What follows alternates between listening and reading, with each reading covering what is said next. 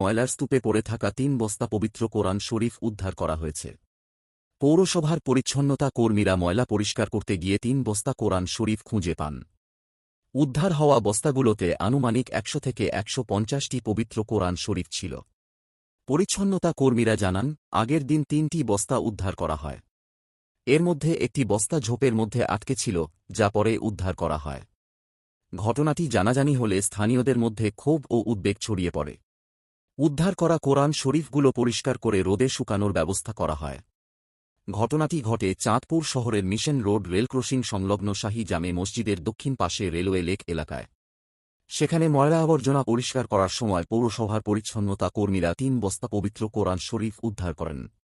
পৌরসভার কর্মীরা জানান, বৃষ্টির পানির সঙ্গে ভেসে আসা বিভিন্ন ময়লার বস্তার মধ্যেই এসব কোরআন শরীফ ছিল।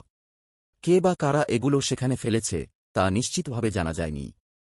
খবর পেয়ে ঘটনাস্থলে যান চাঁদপুর মডেল থানার অফিসার ইনচার্জ মোহাম্মদ ফয়েজ আহমেদ। তিনি জানান, উদ্ধার করা পবিত্র কোরআন শরীফগুলো যথাযথ সম্মান ও সংরক্ষণের ব্যবস্থা করা হয়েছে। এ ঘটনায় প্রয়োজনীয় তদন্ত করা হবে।